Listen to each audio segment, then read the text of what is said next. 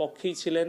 এবং এর আগে মঙ্গলবার সন্ধ্যায় রাজধানীর আগারগাঁয়ে বিটিআরসি ভবনে আয়োজিত এক তাৎক্ষণিক ব্রিফিংয়ে ইন্টারনেট চালুর এই সুখবরটি দেন ডাক, টেলিযোগাযোগ ও তথ্য প্রযুক্তি প্রতিমন্ত্রী জুনায়েদ আহমেদ পলক। তিনি জানান, শুরুতেই বিদ্যুৎ, গ্যাস সহ জরুরি পরিষেবাগুলোর ইন্টারনেট সংযোগ নিশ্চিত করা হয়েছে। তারও আগে সংযোগ পেয়েছে বেসরকারি বিমান চলাচল সেবার এয়ারলাইন্সগুলো। রপ্তানিমুখী বাণিজ্যিক এলাকা, ব্যাংকিং এলাকা, কূটনৈতিক এলাকা এবং সংবাদ মাধ্যমের অধ্যুষিত এলাকা, সেই বিষয়গুলোকে প্রাধান্য দিয়ে আমরা পরীক্ষামূলক দ্রুত আমরা ব্রডব্যান্ড চালু করছি। আর তারপরে কিন্তু আমরা খুব দ্রুত আরও এক্সপ্যান্ড করব। আর আপনারা দেখতেই পাচ্ছেন যে হয়তো আমরা সম্পূর্ণ ব্রডব্যান্ড খুলে দেওয়ার পরেও কিন্তু কিছু এলাকায় হয়তো কেবল আবার পুনঃস্থাপন করতে হবে। তো সেগুলো আইএসপি গুলো তারা এগুলো সার্ভে করছে।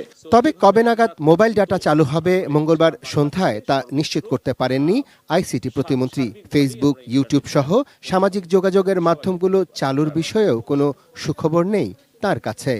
আর সামাজিক যোগাযোগ মাধ্যমের বিষয়টি এখন আমি নিশ্চিত বলতে পারছি না যে কতটুকু আমরা আসলে কতটুকু এটাকে অ্যালাউ করতে পারবো বা কতটুকু আমরা এটা পুনঃস্থাপন করতে পারবো। সে সঙ্গে প্রতিমন্ত্রী জানান, অন্যান্য সেবা ও বাণিজ্যিক খাতেও চাহিদা অনুযায়ী দ্রুত চালু করা হবে ব্রডব্যান্ড। আর চাহিদার আবেদন জমা দিতে হবে টেলিযোগাযোগ নিয়ন্ত্রণ কমিশন বিটিআরসির প্রকৌশল ও অপারেশনস বিভাগের মহাপরিচালক বরাবর। ইউটিলিটি সার্ভিসও আমাদের প্রায়োরিটিতে আছে।